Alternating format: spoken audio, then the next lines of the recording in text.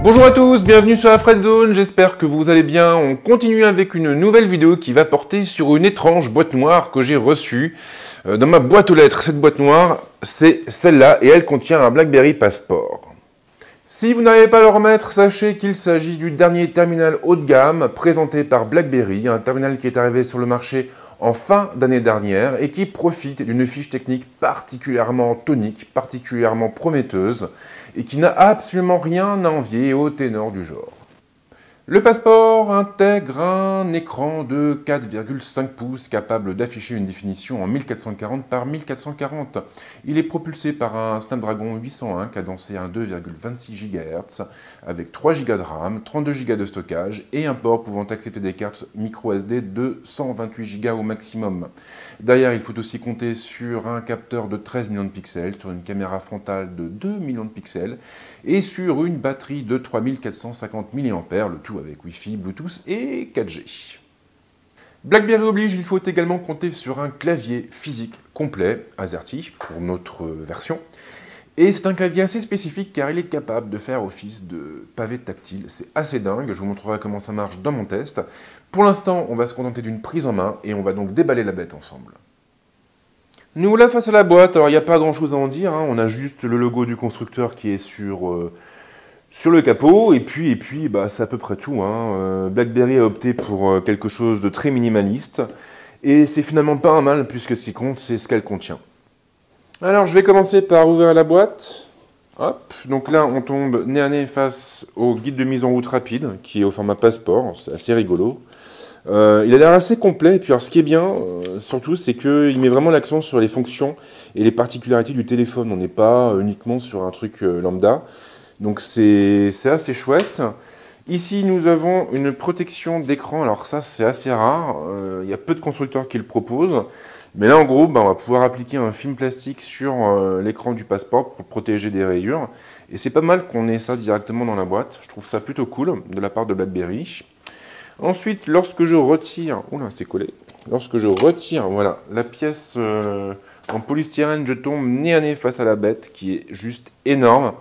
Alors, je ne vous cache pas que j'ai déjà ouvert la boîte avant de tourner la vidéo, et c'est vrai que la première fois que je me suis retrouvé nez à nez face au Passport, je me suis dit, ouh, il est juste énorme. Mais vraiment, hein, voilà, c'est ouh, ça fait vraiment bizarre. Mais bon, pour l'instant, je vais le laisser de côté. Si j'arrive à le retirer, voilà. Et puis, on va peut-être plutôt s'intéresser à ses accessoires. Alors, particularité intéressante, on a 3 chargeurs qui sont livrés avec le Passport. Les 3 chargeurs correspondent chacun à une norme bien particulière. On a la norme européenne, bien sûr, et puis après, on a aussi la version américaine, et puis d'autres versions encore. Alors, sincèrement, je ne suis pas un grand voyageur, donc je ne peux pas vous dire à quoi correspond quel chargeur. Je crois que celui-là, c'est la version américaine, mais je me demande si ce n'est pas plutôt celui-là. Non, c'est celui-là. Et ça va être la version asiatique, je pense. Mais bon, à vous de me confirmer. Et bien sûr, nous avons le câble de synchro qui se trouve juste ici, qui nous servira donc à connecter le Passport à notre ordinateur ou à une prise secteur, bien sûr. Et puis ici, on a une petite boîte mystérieuse. Alors ça, je ne sais pas ce qu'il y a dedans parce que je ne l'avais pas retiré. Voilà. Alors qu'est-ce qu'on a ici? Les écouteurs, bien sûr, le kit main libre. Le kit main libre, mais comment ai-je pu ne pas y penser? Alors, il n'a jamais été ouvert. C'est une grande première. On va vivre cet instant magique ensemble. Après ça, plus personne ne pourra jamais nous séparer. Voilà, voilà. Donc, nous avons voilà, le kit main libre du BlackBerry Passport. Et ma foi, il est plutôt joli. Alors, il rappelle un petit peu ce qu'on trouve du côté de chez une autre marque concurrente avec une pomme. On a un câble plat qui lui me rappelle plutôt les kits main libres de LG, si je ne me trompe pas. Et bon, c'est plutôt pas mal. Alors après, faudra tester hein, l'usage, voir si la qualité sonore est au rendez-vous. Mais en tout cas, ils sont jolis à regarder. Et puis on a des petits embouts hein, pour les adapter à nos oreilles, parce qu'on n'a pas tous les mêmes oreilles. Et non, nos oreilles sont uniques, un peu comme des empreintes digitales. Donc voilà, c'est bien, c'est pas mal. Alors que peut-on dire de cette boîte? Eh bien, elle est quand même vachement complète. D'autant hein, que le passeport, qui se trouve juste ici, est livré avec une coque de protection. Alors là, vraiment, on est sur quelque chose d'ultra premium. Ça m'a vraiment très étonné. Je ne sais pas si c'est parce que c'est un kit presse ou autre, possible, hein. Mais vraiment, j'ai été bluffé. C'est la première fois que je trouve autant de choses dans une boîte.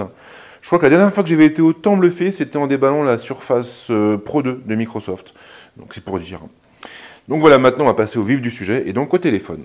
Alors comme je viens de vous le dire, ce qui est assez original, c'est que le passeport, il est avec une coque de protection.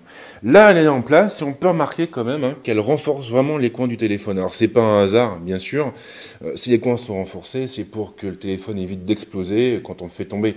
Alors normalement, on n'est pas censé faire tomber son téléphone, mais je pense hein, que c'est arrivé au moins une fois à tout le monde. Là, en l'occurrence, avec cette coque de protection en plastique, on devrait être assez tranquille. D'autant plus que les coins dépassent de quelques millimètres sur l'avant. Donc s'il tombe à plat, normalement, il ne devrait pas y avoir trop de casse. Au niveau du design, bon, on est sur quelque chose de très classique. Au dos, on a une espèce de texture un peu nervurée qui devrait améliorer l'appréhension, en tout cas qui évitera les glissades. Puis bien sûr, on a le logo de la marque et la découpe qui est faite pour le module photo. La coque naturellement découpée pour laisser accès aux boutons. Donc ici sur la tranche droite, on pourra toujours appuyer sur les 3 boutons qui se trouvent à cet endroit. Même chose pour le bouton de mise sous tension, pour la prise casque. Et puis le connecteur en dessous. On a aussi 2 découpes hein, pour les haut-parleurs. Donc voilà, si vous voulez utiliser votre BlackBerry pour mettre de l'ambiance dans les RERD, il n'y aura pas de souci, même avec la coque, ça marchera. Alors étonnamment, hein, cette coque de protection, elle est quand même assez fine, et elle a tendance à se faire oublier une fois qu'elle est en place. C'est comme si elle n'était pas vraiment là. Alors après, c'est vrai que ça casse un peu les lignes du passeport, hein, mais le fait est que c'est quand même bien d'avoir pensé à en mettre une. Ça nous permettra de protéger quand même le téléphone, sachant qu'il coûte plusieurs centaines d'euros. C'est quand même une bonne initiative. Alors la première chose hein, qui surprend avec le passeport, c'est bien évidemment sa taille et son poids. Alors sa taille, c'est vrai qu'on a juste un écran de 4 pouces 5, c'est pas énorme. Maintenant, vu le format, un format carré, c'est vrai que du coup le téléphone est assez large quand on le tient en main, mais c'est pas gênant en soi, c'est pas gênant, c'est une fois qu'on est habitué. La première chose qui surprend avec le passeport, c'est bien évidemment sa taille. Alors, on a juste un écran de 4 pouces 5, et c'est vrai que dans les faits, un écran de 4 pouces 5, c'est plutôt petit, c'est plutôt discret. Maintenant, ici, on est sur un format qui est quand même carré, donc du coup, le téléphone est assez large. Et lorsqu'on le tient en main, comme ici, on remarque hein, quand même qu'il est très imposant. Alors, j'ai pas forcément des grandes mains non plus, mais par rapport aux autres téléphones que j'ai eu l'occasion de tester, on est quand même sur un gabarit beaucoup plus massif. Alors même chose pour le poids, j'avoue que j'étais assez surpris. Alors c'est pas le premier BlackBerry que je teste, mais c'est le plus lourd.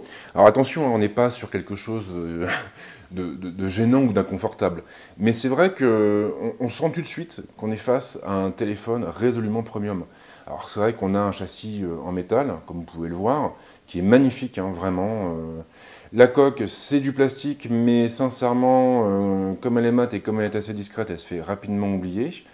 Donc c'est vraiment un bel appareil. Je crois que c'est le sentiment que j'ai eu, c'est ça. C'est quand je suis sorti de la boîte, d'abord j'ai eu l'effet waouh, genre oh mais il est énorme. Après c'était plutôt genre oh, bah il est quand même lourd. Et puis ensuite vraiment une fois que j'ai commencé à prendre mes marques, là j'ai vraiment apprécié d'avoir en main un téléphone aussi soigné et aussi joli parce que mine de rien il est quand même très beau.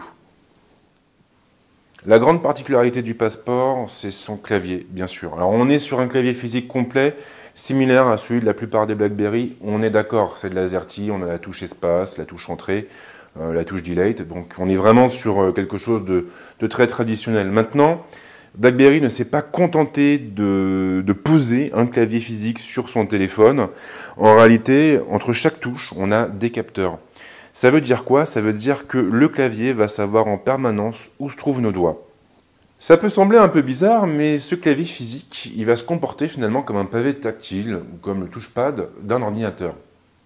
BlackBerry a eu l'intelligence d'intégrer des gestures pour nous permettre d'interagir plus facilement avec la plateforme. Alors il y en a plein, je ne vais pas vous faire toute la liste, mais en gros, si je fais glisser mon doigt sur ce clavier, je vais pouvoir faire défiler par exemple le contenu d'une page, ou même ma timeline Twitter. En effectuant des combinaisons, je vais pouvoir aussi faire apparaître le curseur et puis sélectionner des mots pour les supprimer ou les remplacer.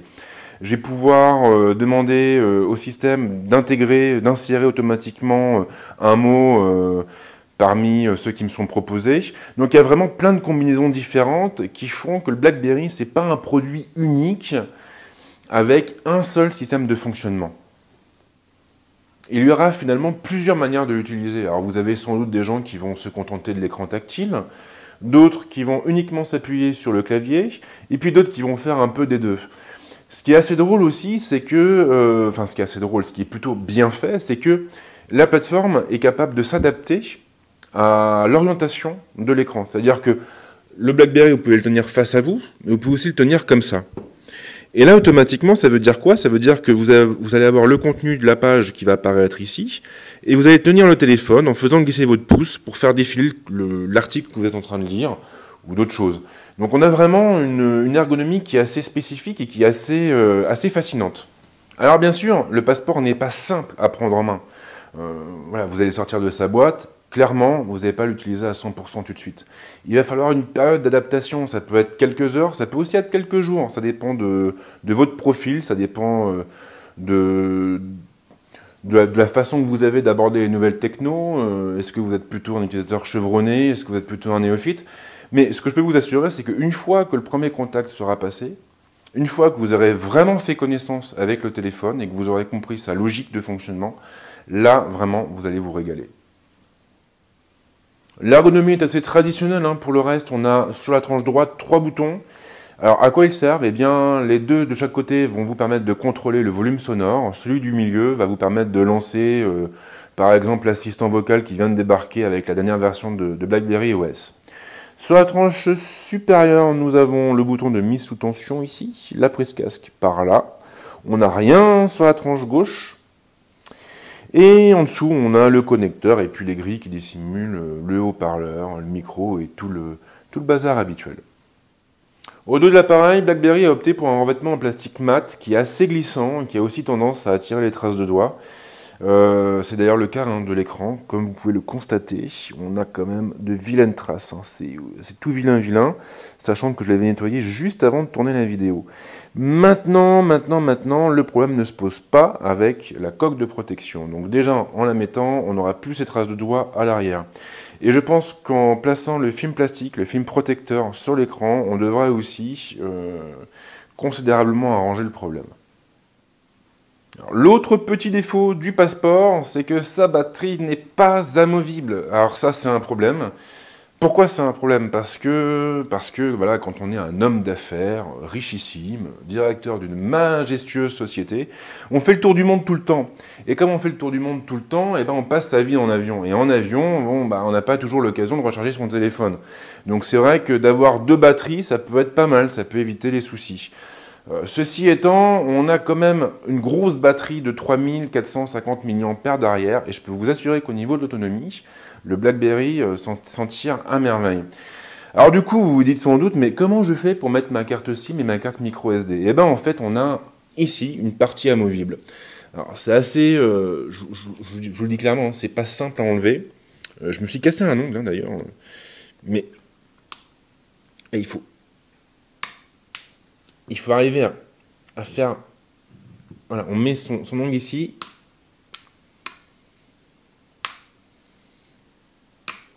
Et normalement, voilà, on arrive à l'ouvrir. Alors, c'est assez brutal. Moi, je vous assure que la première fois que je l'ai fait, j'ai eu très peur d'avoir cassé le téléphone. Mais en fait, non, il faut insister, il faut y aller un peu fort.